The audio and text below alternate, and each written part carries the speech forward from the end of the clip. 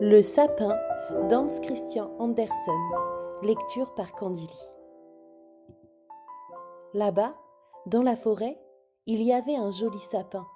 Il était bien placé. Il avait du soleil et de l'air.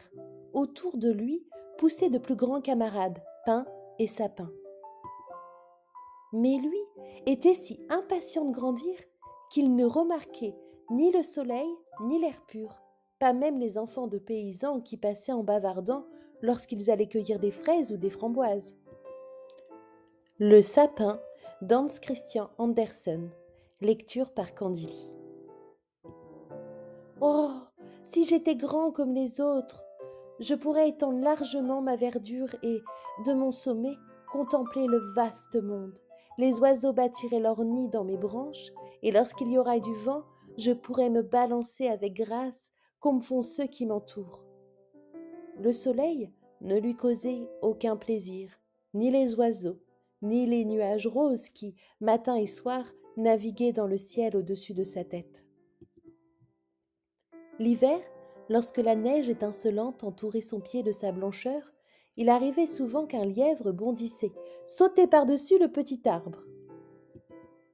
Oh, que c'était agaçant! Mais 2 hivers ayant passé, quand vint le troisième, le petit arbre était assez grand pour que le lièvre fût obligé de le contourner. Oh, pousser, pousser, devenir grand et vieux, c'était là, pensait-il, la seule joie au monde.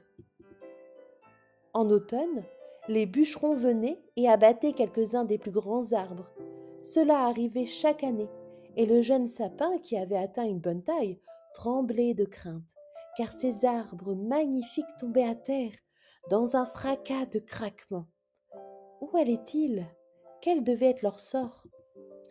Au printemps, lorsqu'arrivèrent l'hirondelle et la cigogne, le sapin leur demanda: « Savez-vous où on les a conduits? Les avez-vous rencontrés ?» Les hirondelles n'en savaient rien, mais la cigogne eut l'air de réfléchir, hocha la tête et dit: « Oui, je crois le savoir. J'ai rencontré beaucoup de navires tout neufs en m'envolant vers l'Égypte. Sur ces navires, il y avait des maîtres-mâts superbes. J'ose dire que c'étaient eux. Ils sentaient le sapin. Oh, si j'étais assez grand pour voler au-dessus de la mer, comment est-ce au juste la mer? À quoi cela ressemble-t-il? C'est difficile à expliquer, répondit la cigogne, et elle partit. Réjouis-toi de ta jeunesse, dirent les rayons du soleil. Réjouis-toi de ta fraîcheur, de la jeune vie qui est en toi.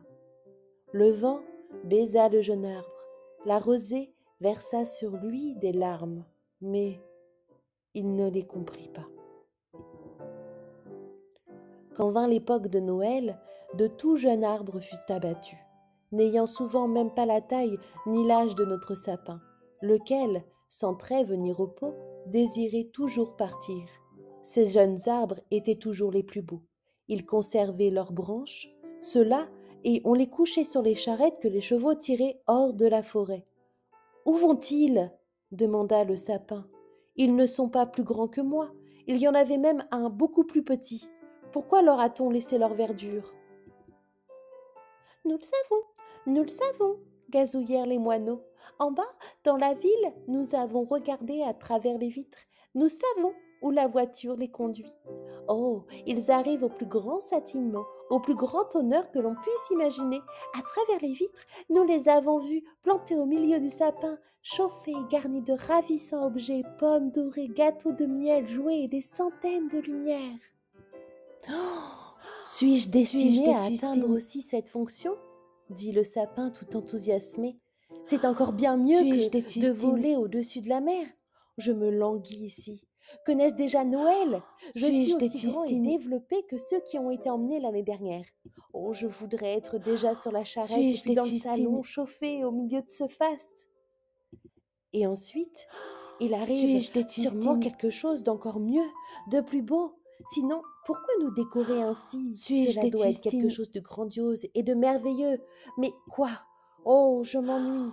Je me languis. Sois heureux d'être avec nous, dirent l'air et la lumière du soleil. Réjouis-toi de ta fraîche et libre jeunesse. Mais le sapin n'arrivait pas à se réjouir. Il grandissait et grandissait, hiver comme été.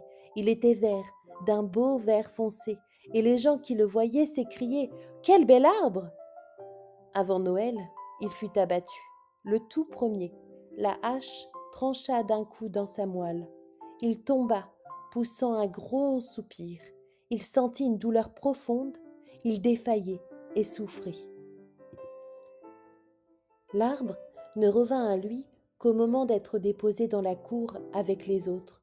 Il entendit alors un homme dire « Celui-ci est superbe, nous le choisissons !» Alors vinrent 2 domestiques en grande tenue qui apportèrent le sapin dans un beau salon. Des portraits ornaient les murs et près du grand poêle de céramique vernie, il y avait des vases chinois avec des lions sur leur couvercle.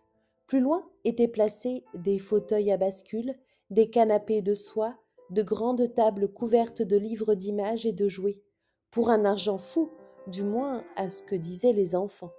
Le sapin fut dressé dans un petit tonneau rempli de sable, mais on ne pouvait pas voir que c'était un tonneau parce qu'il était enveloppé d'une étoffe verte et posé sur un grand tapis à fleurs. Oh, notre arbre était bien ému.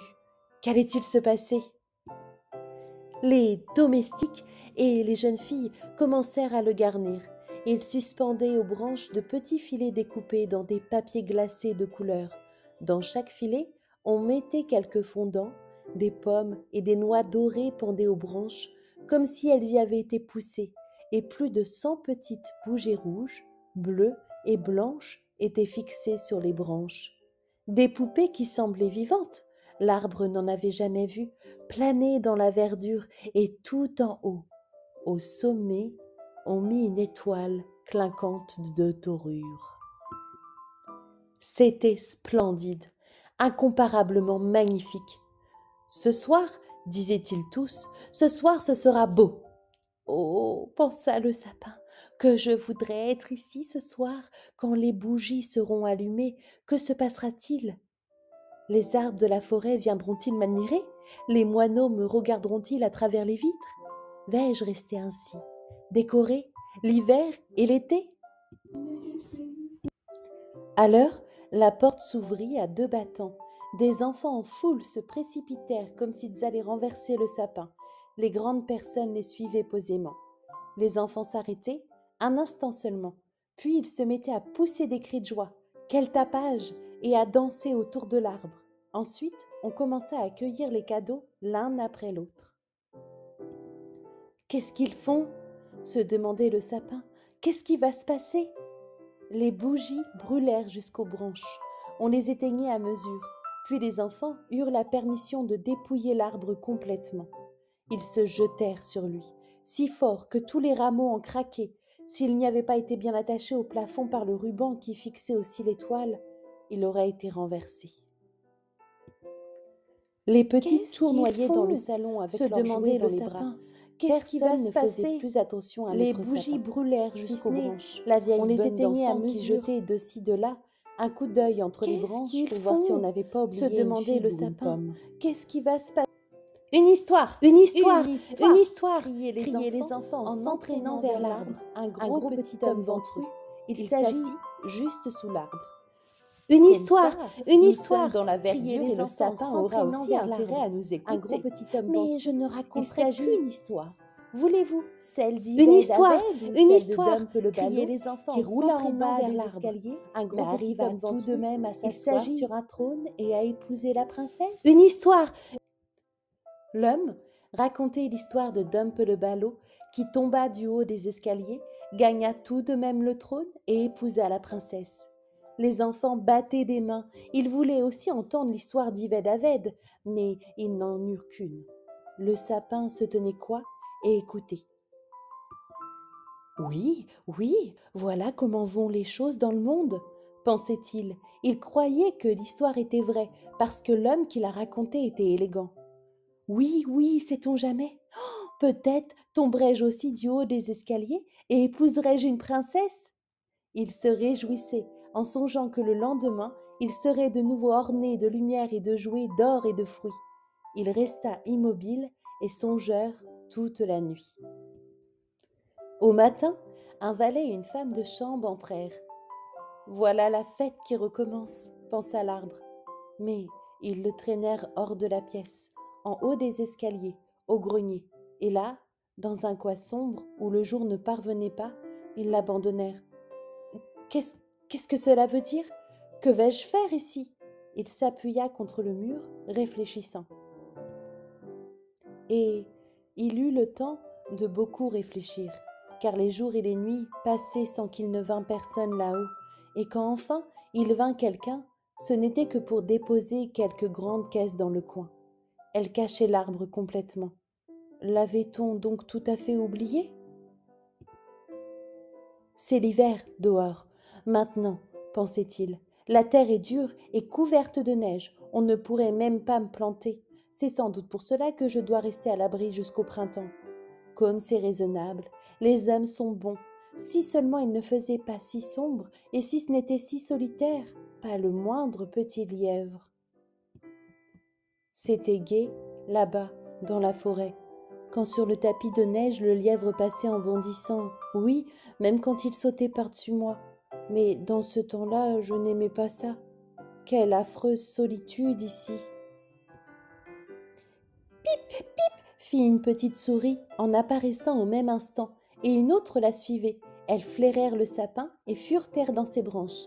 « Il fait terriblement froid, » dit la petite souris. « Sans quoi on serait bien ici, n'est-ce pas, vieux sapin ?»« Je ne suis pas vieux du tout, » répondit le sapin. « Il y en a beaucoup de bien plus vieux que moi. »« D'où viens-tu donc ?»